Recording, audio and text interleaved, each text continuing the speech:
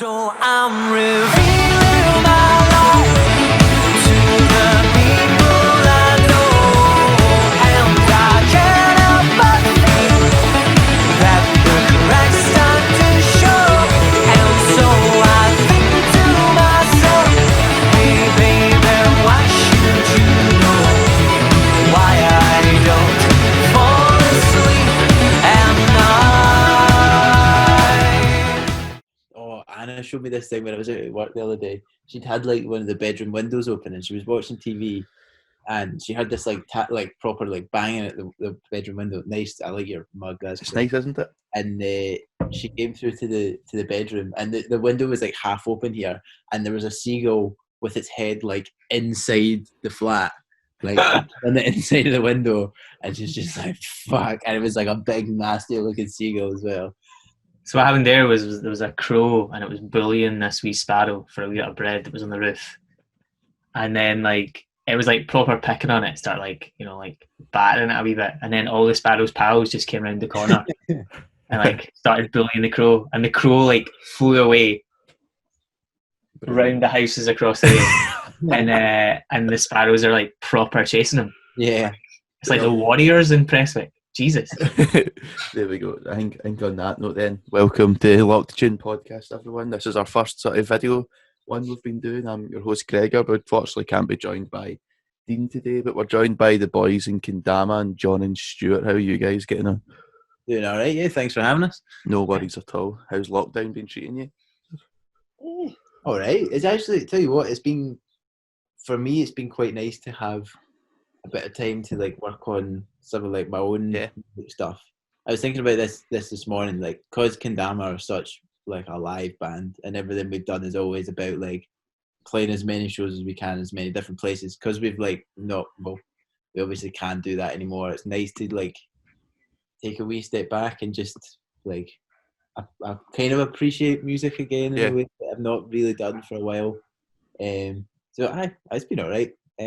For me, I'm like living with my girlfriend who's an amazing baker, so that kind of it's good fun. I've just been like eating, so I'm just exercised by the time I'm out of here, eating and drinking far too much as well. Like, but yeah, not really any different to real life, except I'm just drinking in the house. What about yourself, Stuart? Yeah, it's kind of the same. Yeah, it's not being the total isolating disaster I was expecting it to be. It started off that way, like the first week or so. I don't think I actually moved from like my chair or my bed. I moved from the chair to the bed, to the bed to the chair, and just kind of lived an endless repeat. But I started going out running and like using that as an excuse to get out of the house, which has helped. And yeah, it's kind of fine. I unfortunately don't stay with my girlfriend, so like I'm cripplingly lonely. But apart from that, it's all good. I've started reconnecting with like pals. I think like the lockdown, bizarrely enough, has been really good for like my kind of pals from back home, because we're just on like Discord chatting about lots of stuff, and like playing Gears of War and stuff like that. It's good fun. So for those who don't know what band yous are, who yous are, what yous do, give us a sort of brief explanation of what Kendama is. Okay, we are Kendama. I'm Stuart. That's John. I don't know where he is on the actual. He's there on mine. Oh no, that's John. Just call upon the powers of suspending disbelief and be like that. And we play kind of alt synthy pop punk nonsense.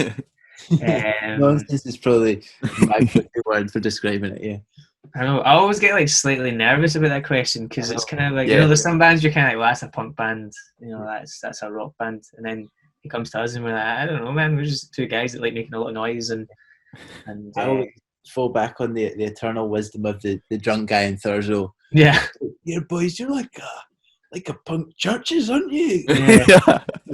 It's like, tell you what, man, you saved me a lot of time trying to figure out. Yeah. Pretty much. Best thing about that story is that guy was like probably in his 40s or 50s when he said that. It was really It's good. And he'd been there. We got to the pub to load in at like, I don't know, maybe 6, and he was already absolutely hammered. And then Oh, we that's got like me. half That's the way you have to be, man. still there. I mean, I think Thursday was just a place where it's like, Yeah, I mean, it was so cheap. To be fair, it was brilliant. dead cheap. So I mean, I would be in the pub all the time if it was that cheap as well. But Yeah. Yeah, it's a shame it's what 9 hours away. I don't even know where Thurso is. Is it not? It's north. It's I think it's literally as far north as you can Yeah. go yeah, Brilliant. in Scotland. How did you manage getting a gig up there? What was that like? a pal of ours who studied at it was Edinburgh College. Craig Wares, who does Yeah, Gig Mouth, I think is his like review All right. site. He's a really cool guy. We met him at a show that we played in Edinburgh at Sleepy Pete's, and he was like, "Here, do you want to come and play in Thursday Boys?" And us not knowing where that was, and Did you? we're like, "Yeah, of course, man. Like, sure." And he's like, yeah. His face should have given it away, because when he was like, "Oh, here, I'm from Thurso. Do you want to come and play a show?" We were like, "Yeah, sounds good." And he was like, "I'm from Thurso." We heard you, man. Yeah, We're like, "Yeah." yeah. And then we looked at it on a map in the drive home, and we're like, "Oh man, it's gonna take a fair while to get there." But it was really good Yeah. fun. Good. Enjoyed Really it. Crowd. You know, it's far away when Inverness is the midpoint of the journey. Yeah. Yeah, so that's us. Yeah, we're 2-piece synth punk churches with a rocket up its ass. Yeah. There you go. Print that one. Brilliant. So I believe you guys were in an old band together called Edgar. So how did you guys make the transition then from that 2-piece into this new project, Kendama? It was a kind of overhaul, really. Edgar had been something before, Yeah. and then when John started playing, it was still like the same name and stuff. And eventually, I think both of us were just like, "This is just kind of done. It's got a wee bit of baggage and stuff like that." So we wanted a name without the vowels in it as well. It wasn't. I don't know. and it just helps with that church's comparison. Yeah. But like, because it was obviously named after Stuart, and I was like, "Here, I'm in the band now as well." So I hate it. I hated it so much. yeah. We're like, "Oh yes, Edgar." No, fucking yeah, no. No, what was it? Someone was like, I heard that someone had been chatting to their pal who'd seen us live, and then I was chatting to whoever, and they were like, "Oh yeah, my friends said they saw Edgar live, and he was really good, and the drummer was great too." And I was like, "Excuse me." Quite enough of that. Me. Yeah. It was me, Austin. It was me the whole time. No, it was a very organic decision to be like, the picking the name not so much, but it was a very organic decision to be like, "Nah, this isn't what this is. It's has to be treated as a band and something different." So it was quite nice to almost like trial run it, and we played quite a few like decent shows under Edgar as well. We supported some great bands, and it was good to just almost like figure out what we were, because I think we didn't really know, and because we were using a lot of like technology live and stuff as well, it was good to work out how all that you would fit together. And things kind of went wrong sometimes when we played live, so it was nice when we became Kendama. That was when we put out the first tune, and we're like, we're almost a real band now, like we've kind of done the test drive, and we're ready to just fire straight in and go and play as many shows as we can and whatever. So was putting that first tune out, the first tune you guys had sort of put out as a 2-piece, you put it out as Edgar? No, we just did all the background stuff. So we had like a few songs recorded, but the first thing we put out was under Kendama. So it felt like we weren't having to like pull stuff down and rename it and stuff. It felt like that was the logical decision at the time, was just to pretend that Edgar never actually happened. But luckily for us, you brought it up, so it's all good. But yeah, no, it was a natural transition into what this has become. So how was it then to get that first song Wake out into the world? What were you feeling about it? It just kind of happened. Like my memory of it is, it just kind of happened. Like I don't know. I don't quite remember the decision process. I just remember it being out, and Okay. that was it. It's kind of like, we're putting it out, cool. It's like, right. Yeah, we were just kind of like,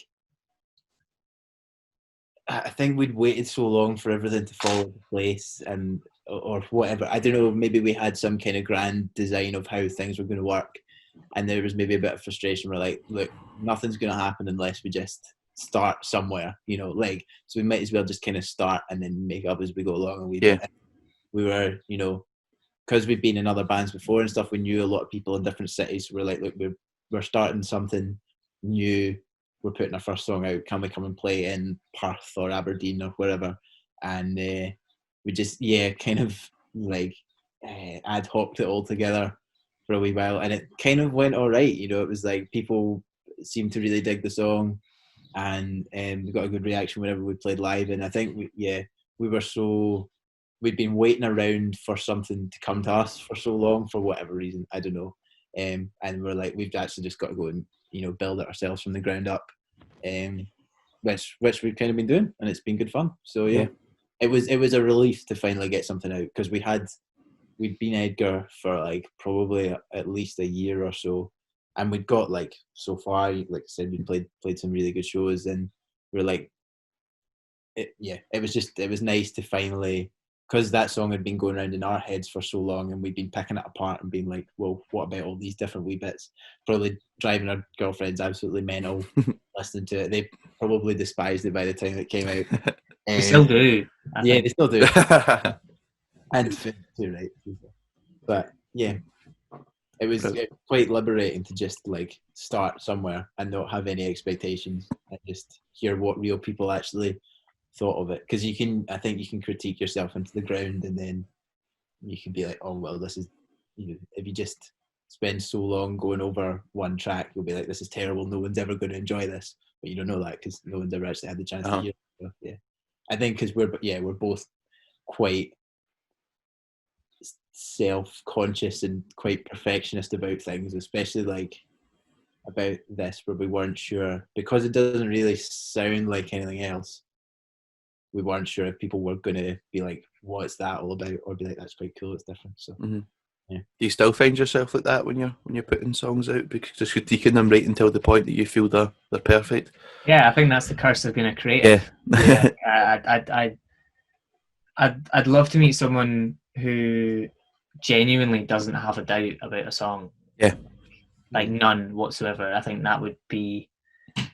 But I think it adds to the energy of it. It adds to the excitement. And, you know, if you're releasing a song being like, yeah, well, everyone's going to love this, you know, that's not what it's about. It's about like, okay, here's my little ball of emotion, my little ball of energy that I spent all this time on. I'm going to release it.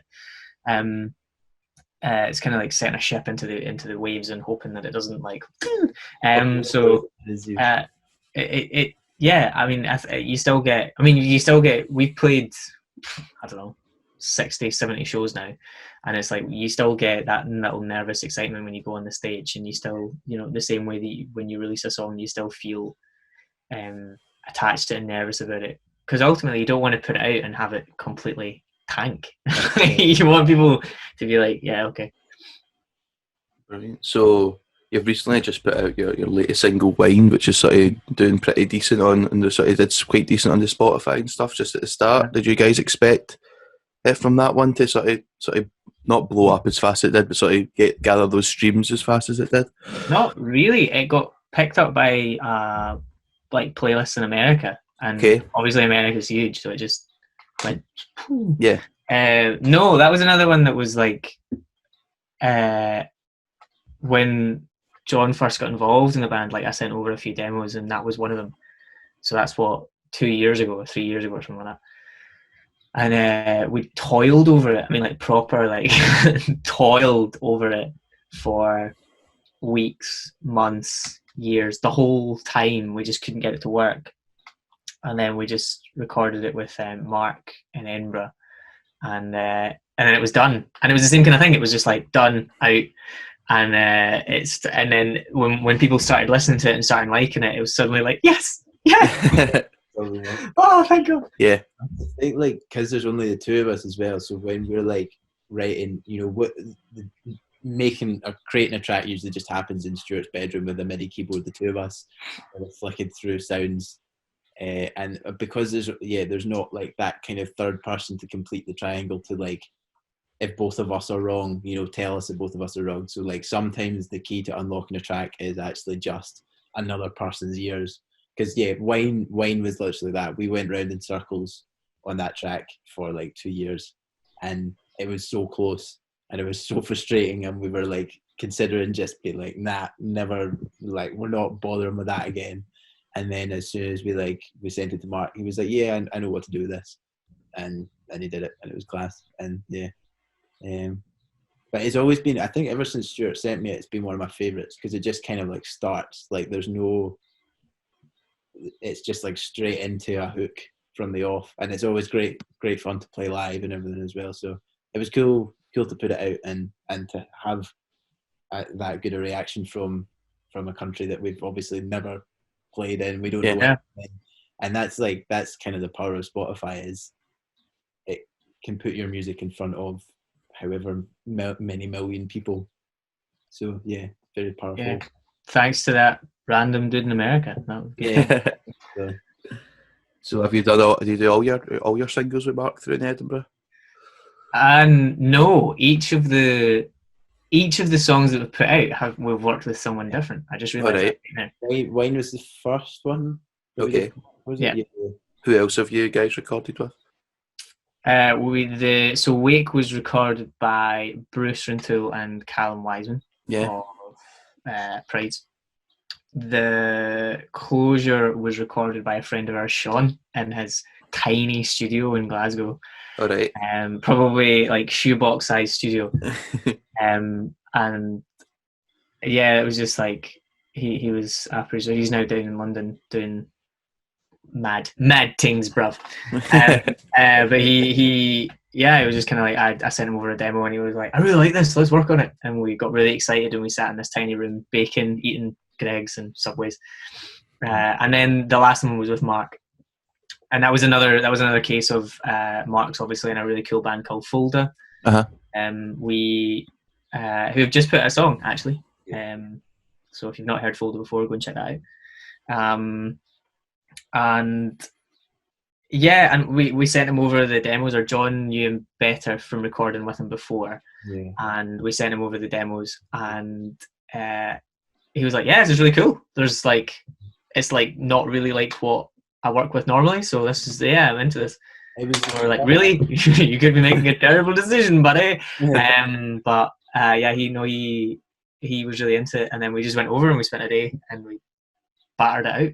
Yeah, it's the first song I've actually played drums on as well. So Wake and Closure were all just programmed drums, which was cool. But for me, it was like, I'd obviously had my input on it, like the production to a certain extent. But with Wine, it just felt right to actually play drums, even though like it would have been dead easy to program those parts because they're not like that complex, and there's probably a lot of like sampling and like samples that are reinforcing the acoustic sounds and everything, but it just made it feel more live to listen to me anyway.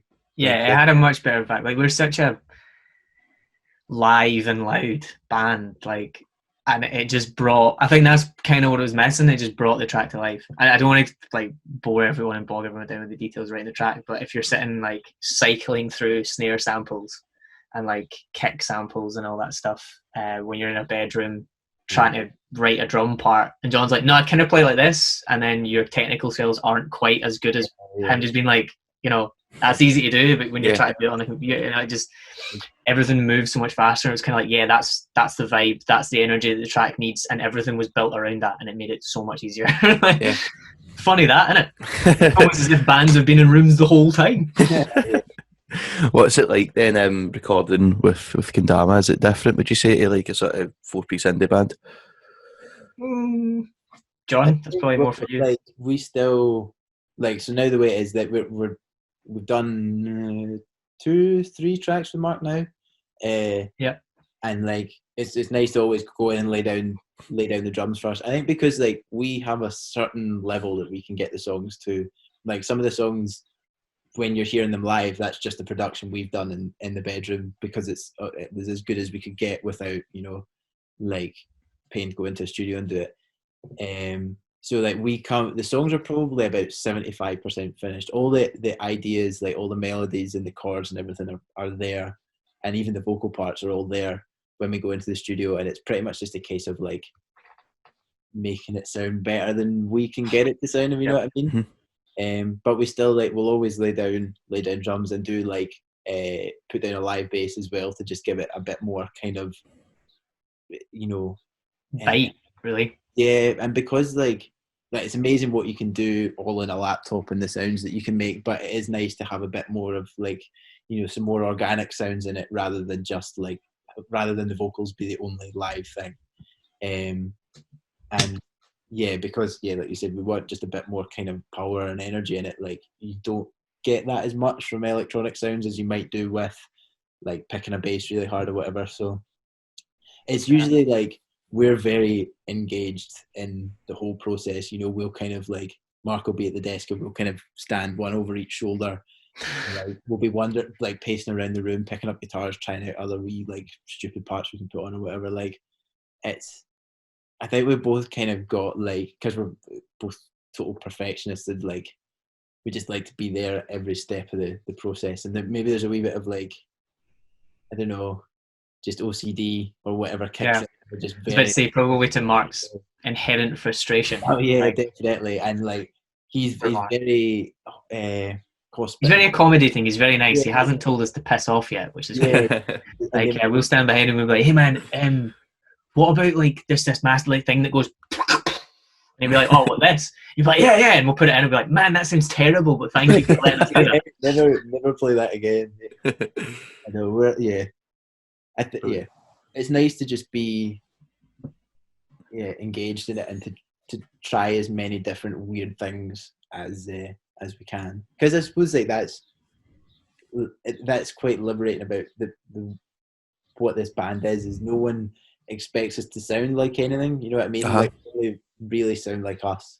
We're not trying to sound like the Arctic Monkeys or Catfish and the Bottlemen or whatever, which is fine, you know. And it's those bands have a sound, but it's kind of quite predictable, and it's nice. Wine has a reggae drop in it, and people are and it, you know, if you were to put that on paper, you'd be like, that doesn't make any sense at all. But in the actual context of the song, it's quite cool, and a lot of people comment on it and be like, wasn't expecting that, but you totally got away with it. And that was probably a pure stupid idea that we had at 2 a.m. working on the song, and it, you know, it actually gives it a really cool switch up to it. So it's nice to, because I think of what we are as a band, we can get away with trying a lot more just stupid stuff that turns out to be quite cool sometimes. A band that we admire greatly is Enter Shikari. Yeah, for sure. Obviously, who just released an album, Nothing is True, Nothing is Possible. And it's they're a band who were very much started within the kind of post-hardcore screamo scene, I guess. And then they just kind of do whatever they want. And that's hugely, I don't know, I admire that a lot. I admire a band who, and I would never say that we're at that level. I think that's totally conceited, and I just do it. But I like that train of thought where it's well, why can't we put a stupid dubstep thing? And if it doesn't work, it doesn't work. But you know, at least you've thought outside the box a wee bit, and you've tried. Just, you know, unshackle yourself and do something that makes you. I mean, if you like it and if you think it's interesting, then you should do it. And there will be pockets of people that don't like it, but there will be another group of people who will. When we first played Wine live and it got to the reggae bit, I saw just people in the crowd just be oh, they're kind of so they were so engaged. There's nothing worse than apathy. Do you know what I mean? When bands are on stage and there's people standing at the bar having a pint talking, it's but at least if you can shake them up, then you know. We would always rather have people hate our music but still watch, have an opinion on it, you know. I'd rather have someone watch and be like, what is this? This is ridiculous. I hate it. I'll never enjoy it. And I'd be I'm fine with that, rather than people be like, the band, you know. And I think like not in a what's the word? Not in an arrogant way, but I think our music demands people to have an opinion on it. You know, I don't think you can really listen to it and just be like whatever, you know. And yeah, I think that's quite cool because there's a lot of bands that are easy to and just be like, yeah, it's all right. But I would, you know, I don't want people to be like that. I want people to either really like it or really not like it. People hate us. It's great. Brilliant. So on that note, I think we'll take a sort of short break, everyone. So we'll join you back. Well, it won't be a break for the listeners and the viewers, but Well, if you did it, won't be good. You'll see the worst of me. I fucked it up. back from our break. Your break wasn't too long. Yeah. So how important then is the Kendama live show? You guys have touched on it already during the podcast, but sort of how important? Is that sort of the biggest part of the band? Would you guys say? It's the most important thing. It's the most important thing. Yeah. It's like when people get it, you know what I mean? Because even like listening to it recorded, it's just kind of like pop music. Like it's a bit alternative, but it's not. I don't think you really understand what we're all about until you've seen us live. And I know a lot of people that have seen us have been like that, been like, oh, I listen to the tunes, like nice catchy wee pop songs. Yeah. Live, and they're like, right, okay, so that's what it is. You know what I mean? And for us, like Stuart said, one of our joint favourite bands would be Enter Shikari, and the reason that we like them so much is because they're such an unreal live band, you know. And they're probably not the band I would sit and listen to the most in the flat, but I would 100% the best live band I've ever seen. Uh-huh. And for me, that's when the music almost comes to life in a certain sense, that you can slave away in the studio for hours, and then like people will only hear the best takes of the vocals or the drums or whatever. Yeah. But then seeing it live, it's real, you know, and it's happening right in front of you. And that's, for me, live music's the most important thing about it. The live performance is the most important thing for any band. Mm-hmm. And you know, they don't have to be like mental jumping all over the place to be a great live band. They could just be like, you know, super tight, super like, you know, all on the same wavelength. So I think that's where a band really proves how good they are, and like what they're actually all about is in the live arena. So yeah. For me anyway, it's the biggest part of what we do, and it's the funnest part as well. So yeah. What about yourself, Stuart? I know that when you're on stage, you're jumping about mental. I've seen pictures and stuff. I've not seen you guys live, unfortunately, yet. But I totally agree with John. I think there's, I don't know, like live music's such a release. Like we've touched on, like Enter Shikari, but John and I are both like pop punk scene kids at heart. And yes, get the Pop the Woes t-shirt on. R.I.P. Rocco and Woes and all that stuff. And and that's such like, I don't know, like visceral music. It's so like in the moment and like energetic and stuff. And honestly, I think I've got like mild ADD or something like that. I get really twitchy and really bored really easily. Mm-hmm. And I just, it's almost like a conscious rebellion against boring bands. They're just kind of standing there, and it doesn't matter what genre they're playing. If you're not into it, if you don't care or don't appear to care, then why should I care? And we kind of just transferred that and like amplified it by 100, and we're like, well, we're gonna give it everything we have, and give you a show, because that ultimately, well, for me, like all the amazing gigs that I've been to that I remember have been shows. And I don't think that will change. Well, I don't know, maybe it will, but I don't think that will change anytime soon. I was going to say it, gigs happening. So, but that, you know, just having that moment that you can remember and be like, yeah, that was amazing. You remember that time that Rao jumped off like a balcony into the crowd and all that stuff? It just, creating moments for people to remember is so important. And like we said earlier, like even if it's not I'd rather be remembered for being a band that someone didn't like than just kind of not seeming to care. Because like Stuart said, like if you're watching a band and you can just tell that they don't want to be there, then it's like why should I bother? Like, I think like for both of us, we're quite we're what's the word? We're not like the most outgoing people in general, so like we're quite shy and quite reserved. So like it is a release for us to be on stage, and it's weird. Like that's almost when I feel like I can be most myself. Yeah. When you're on stage and it's like you're kind of just expressing yourself really, and like you get to play this music that you work so hard on, and you want to do it justice for all these people that might be seeing you for the first time, or like might have heard the tunes on Spotify or whatever, but like you want to give them you want them to experience it the same way that you've experienced it, and the kind of all the time and effort that you put into making the songs. You want to give them the best representation of it. So yeah, it's just fun, man. Yeah, it's I don't think either of us have got the Would you guys say that you write your songs to be played live?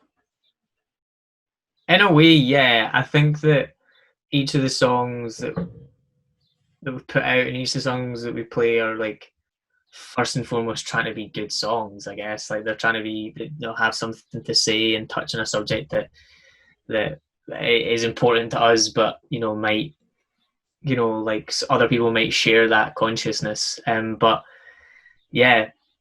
I think there's always something in the back of our minds that says, how will this translate to a stage? Because it could be an absolute killer song, but like 11 minutes long and a bit dull, but I personally don't think I could write a song over 4 minutes. I just can't seem to do it. I think it just comes to the whole like on the next one. But yeah, I don't know. John will maybe disagree, but I feel like there's always something in the back of the mind that says like, what is an audience going to do? Yeah.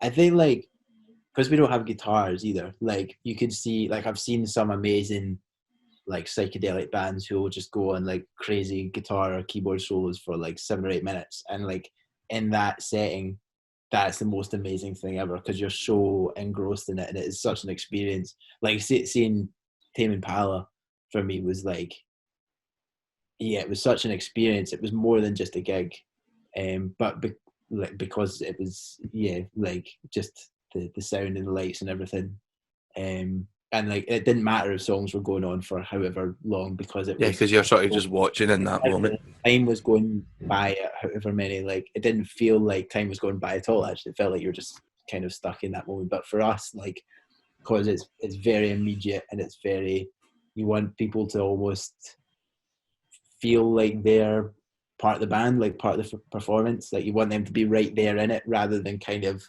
a million miles away just looking at all the lights and everything. You want them to just feel the kind of the immediacy of it. So songs need to have a certain, like you need to get to the chorus within the first 45 seconds, or the hook or whatever. So I think the way we write songs is definitely influenced by how we're going to play them. But like a lot of the time, it just starts off with like Stuart at the piano, and like that'll be, you'll have the whole structure, all the lyrics and everything, and then we're kind of like, right, how do we make this good song on piano and vocals? How do we make it like an absolute killer song to play live? Sound massive and immediate and whatever. So I think because we're just we love so much different music from all across the board, and like Stuart will say, like a lot of the tunes start off as kind of like Death Cab for Cutie numbers almost, and obviously they're not by the end of it. So it's like there's a lot of different influences along the road that feed into what comes out at the end. I did a stripped back kind of piano session for a blog recently called Discover Music, and I didn't realize how miserable I am as a songwriter until I started playing the songs without like the noise and without the energy. I was just like, geez man, I need to cheer the fuck up. But And then I saw some news the other day. Maybe you guys saw it. I'm going to divert this conversation ever so slightly to more That's fine. important matters. Here we go. There's a remaster of Tony Hawk's Pro Skater 1 and 2. Oh Right? yes, I saw that. I've never played that game at all. It Ever. defined my life. Yeah. And apparently the original soundtrack's involved as well. Oh, So brilliant. happy news, everyone. There That we go. Start to End or something they're called. I don't know if it happened in the. It must have actually. I just think I missed it. But they did like Start to End played at Cat House and they did like the Tony Hawk's Pro Skater soundtracks. Oh yeah, I remember seeing that. And then, they had like, didn't they have like Tom Maguire for like the Brazos playing as well? Yeah. This is sort of on topic at the same time it's very much off topic. It's like a debate I've been having with myself and friends like over the past day. What do you think? Do you prefer listening to live music? Because I think especially during this whole weird time, I've been listening to like live albums just on repeat. Yeah, what you mean. What do you guys think of sort of listening to live music? Do you guys prefer it? Do you not prefer it? I don't think I've ever been asked that question. That's a really So I was sitting in the car yesterday driving with my mum, and then and it just came to my mind like, why did I keep listening to the 1975's live album every single day? Yeah. And I think it's cause like I don't know. I think it just sounds better. They're a band that put tremendous amount of effort into their live show. I think because like sometimes you can like hear the crowd. Like there's a great. I've got the New Found Glory live album that was listening to back from work, and it's like you can tell that it's in like a 500 cap room and that everyone is just going absolutely tonto for it, all like shouting the words along and everything, and it feels like it's got that kind of like, you know, even though you're just like walking to work, it feels like you're in the venue, you know. And you can almost you see the performance and you can tell like it's panned really nicely, so like the guitarist on the left hand side of the stage, you can see guitars over there and everything, so yeah, it does. It's obviously not close to seeing it for real, but it's got that kind of immediacy. I find probably more exciting than listening to just the studio version. Yeah, it's got kind of rawness. Definitely. Live albums have a really nice rawness to them. I mean, there's like certainly a couple like songs on that 1975 album that I think I would rather listen to on that than listen to the record. Like they do like the version in 1975 and they Love Me to Open, and it just sounds so much better than if you listen to it in the album. Because like you can. It's such a. I love it. You can tell that was their first time playing a massive like the O2 Arena, so you can tell in like the voice and the way he's talking and screaming during the songs that they're putting 110 into it, and it just makes. I've been listening to it this morning as well. It's just amazing. It's so good. A few different bands like that I'd rather listen to on a live record. I don't know. I think that live albums have a place in that quality, but you need the studio album to definitely to back it up. Yeah, so that you can be like, oh, that sounds much better live. It's almost like the chicken and the egg kind of thing. I don't know. I've never really thought about it, but I suppose like next time we sit down to chat even casually, I'll probably have a better answer. Like what a really good live album for me is the Rush's R40, their 40th anniversary tour, and it was cool. Like it's obviously incredible band, like one of my favorite bands of all time, and probably Neil Peart, probably the reason I started playing drums. And it's quite cool hearing, because obviously they've got a huge discography, like 30 studio records or something, and hearing like the best from all those albums kind of one after another. So it's kind of almost like it's the best their band has to offer in terms of the songs, but they're all right next to each other. So it's almost like a greatest hits in a way, but like just hearing a song from one record after one from a different album that came 10 years later is quite cool. And hearing just how good they are live as well, because they would play, like their shows would be like 2.5 hours, and those songs are hard, you know. They're tough songs to write and to play, and the fact that they just like absolutely nail them and sound like they're having fun with it as well, you know. They never took themselves too seriously. Like I think that's a really good live album. So that's a good question. I like that's a good question. Yeah, it's really good. So we'll just move on to sort of how's COVID-19 affected you guys. I know that you were going to be one of the last shows before lockdown, but it unfortunately got pulled by the venue just Yeah, before. we would say, I don't know, I don't want to speak for John on this as well, but I don't think that was the wrong decision. I Yeah, definitely. he totally made the right call on that. Considering the time, we are still chatting with him, trying to get it reorganized. Yeah. But yeah, no one really knows what's going on. Some people are trying to, ease themselves back into normality, but it still kind of feels like everyone's like treading on tenterhooks a wee bit. But yeah, I don't know. John can jump in there. I'd say because the live show has always been the biggest deal for us. So we were kind of like, that was going to be our next kind of milestone in terms of doing our first live show. We're having like muck around with all the different lighting designs we could have, and it was going to be like we were going to try and make it as big as we could for the Hug and Pint. So we were a bit kind of like deflated by having to pull it, but at the same time we would have much rather postponed it and then made it as good as possible further in the line than play it and then maybe have folk not come along, because obviously they didn't, totally within their right to not want to be in that kind of setting. And we're glad that it didn't happen, because we almost wouldn't have felt comfortable encouraging people to be in a room that small with however many other people. So it was definitely the right thing to do, but it was a shame. And we had a couple of other really good shows that we're looking forward to lined up down in England, so that was kind of going to be our next thing that we moved on to, was doing our headline show in Glasgow and then starting to break into England as much as possible, which obviously can't do it. So we're kind of like, we're just a wee bit stumped, because we're like, well, if we can't play live, what can we do? So yeah, no, I would also, just to back up John's point as well, like gigs should be comfortable. They should be fun. Like they shouldn't be like, I'm a huge supporter of the kind of movement where it's like, like safe gigs for girls and stuff like that, and like that kind of stuff that goes on. And yeah, John and I were chatting almost at length, like every day, about like whether we thought because we didn't want people turning up and feeling weird, because it would make us feel weird. Like when that's like any show, like if you shouldn't feel uncomfortable at a gig. It should be fun. You should be part of something, and if you do feel uncomfortable, like say to someone, and hopefully you can get it sorted. But now we just went into that, and when Daniel from 432 was like, unfortunately we're gonna have to pull the show, we were like, we 100% support this decision, and we will like look to rescheduling, which is kind of what we're in the process of doing.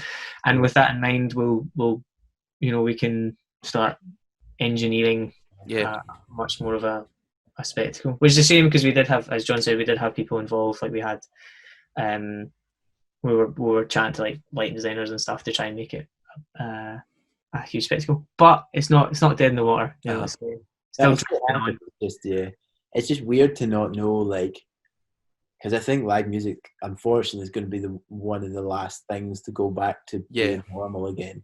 And you're like, so obviously no festivals can happen this year, no gigs can happen until however long, and you're kind of like, well, when can we start like doing what we love again?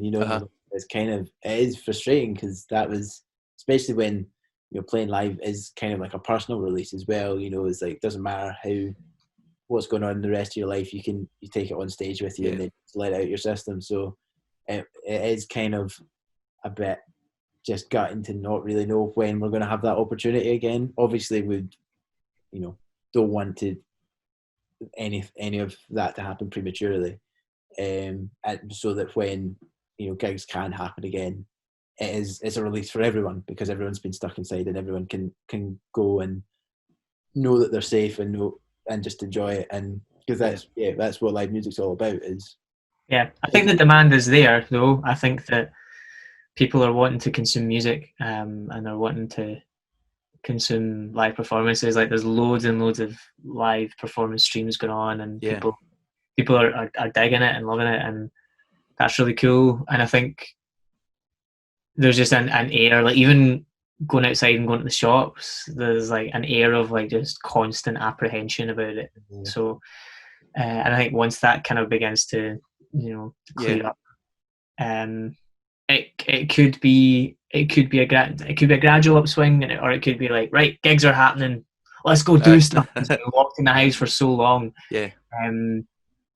But yeah, I think that the music scene will continue to support each other, and that's about all we can hope for right now. And it's never been easy anyway. Like, being a touring band or whatever has never been a comfortable thing to do. You've always had to make sacrifices and to work much harder than you get credit for and everything, which I mean is part of the payoff, because you know how much you put into it. So it's like the music industry is pretty tough, I think. And like, this might be probably the worst that it's been through at the same time, but it will bounce back, and the appetite is there, you know what I mean? And people are probably listening to more live albums than ever now because they miss it and they want it back, and they want that, the kind of the buzz being there and seeing it happen for real. So I've watched far too many live sets on YouTube recently. Me too.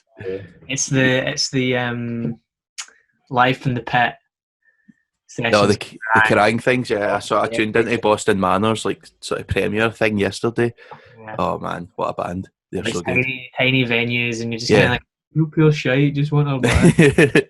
That was it was Monkeys Reading 06 is like my favourite sort of concert video of all time. Just because like it's not like particularly a good, it's a good performance, but it's not that. It's like the whole story behind it and stuff like that really gets me interested in it. What's like? It was basically like they released their album that summer, and like they were just then this headline, they basically sub-headlined to Muse. Amazing. And like the drummer's sitting in like he's like Adidas trackies, like just drumming away at like 90,000 people. It looks like they've rolled out of the scheme on the stage. It's funny seeing their transformation. Sorry? But just seeing their transformation from that, like Tea in the Park 2014, where they're all like slick back hair and suits and everything. And then they're in all scruffy and they're like trackies at 1,000 folk at Reading Fest. It's amazing. He's tuning into the 545. Have you seen that? The festival thing tonight and tomorrow? Yeah. Broco and Shikari are headlining it. And Hot Milk are playing it as well. Yeah, Father Son are there as well, which I thought was a bit out there because it's a lot of cine bands, and then there's chucked in Father Son. Went on tour with Shikari. So they did.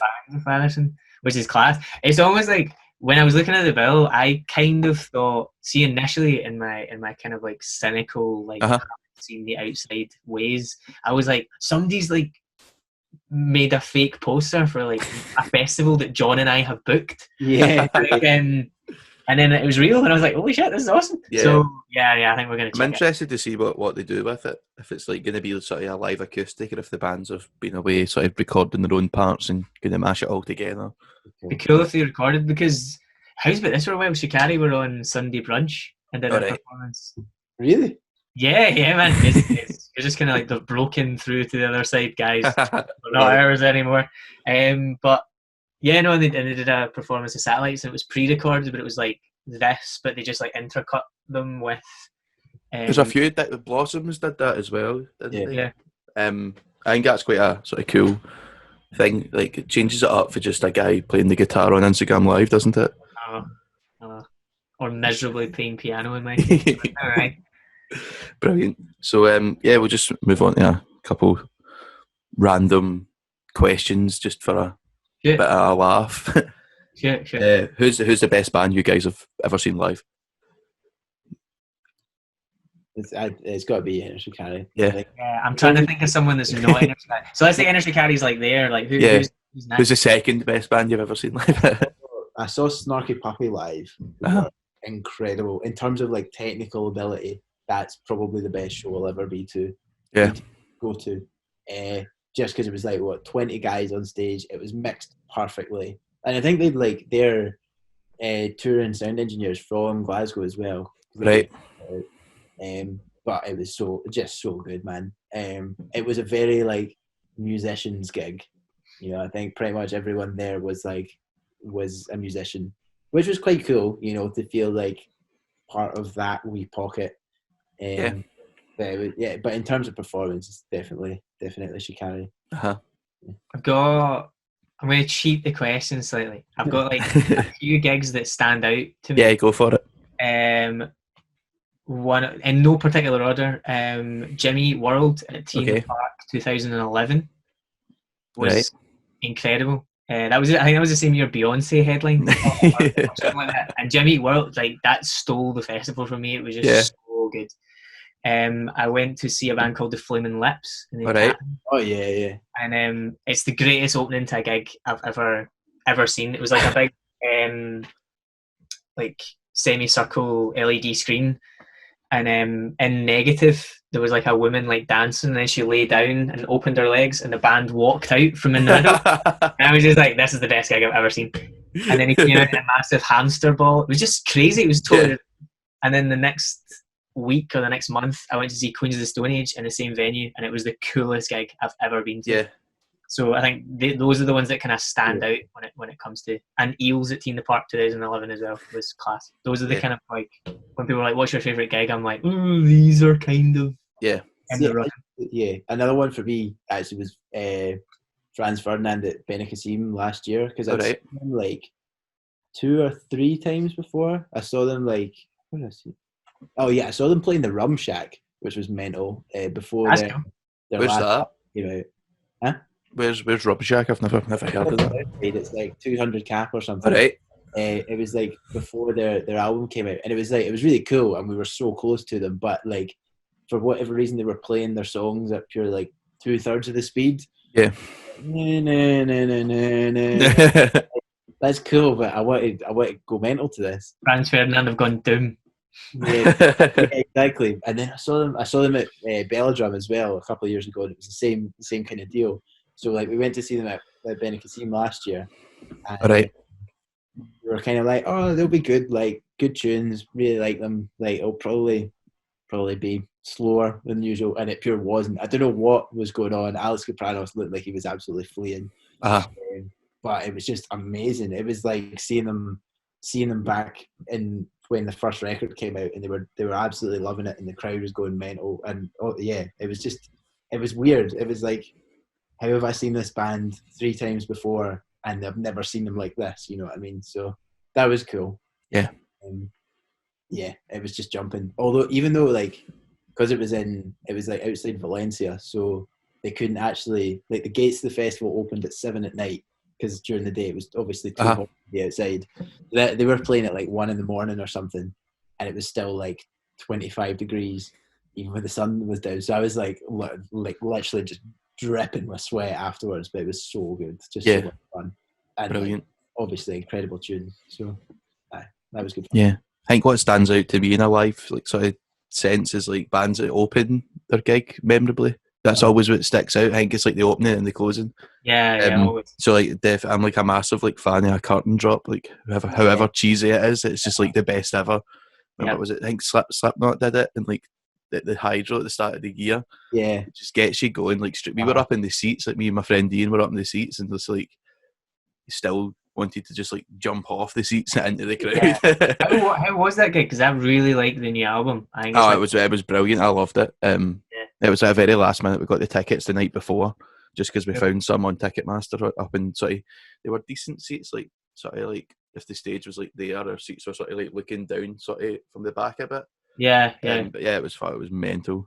I think I only saw the start of it, because I remember I was working on the merch stand that show, and I like, they usually keep the doors open for like 2 minutes or something, and so I like, obviously when they went on, I just like went and snuck a peek outside, and it just looked like it. It was crazy. Yeah, just like makes you want to kick off. Yeah, it was so full. It was so full as well. Like, I don't know if they'd oversold, or if like there was just so many folk on the ground, but it was mad. Yeah. And then like, you sort of put that in contrast, and I saw the Stereophonics a couple months later, and they're a really good live band, but the crowd don't seem to care that they're there. Yeah. So I was up in the seats, like, just singing my heart out, and then folk are like, shh, shh. And I'm like, what? Just don't understand it. But yeah, question we always ask to end the podcast is, what are you guys currently binge watching, if anything? Oh man, I've been rewatching You. All right. You's I've only watched the first season and I thought it was really good. Yeah, it's really good. started the second season again. Watching the new Peaky Blinders. There's, we've watched The Sinner recently. I don't know if you've seen that.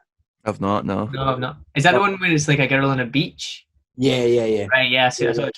We accidentally, I don't know why it happened like this, but we accidentally watched the second season first.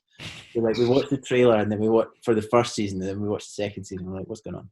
But I'm glad we did because the first season is so much better. So first season of The Sinner is sick, very very good. Yeah. And just Friends. We just watch Friends all the time.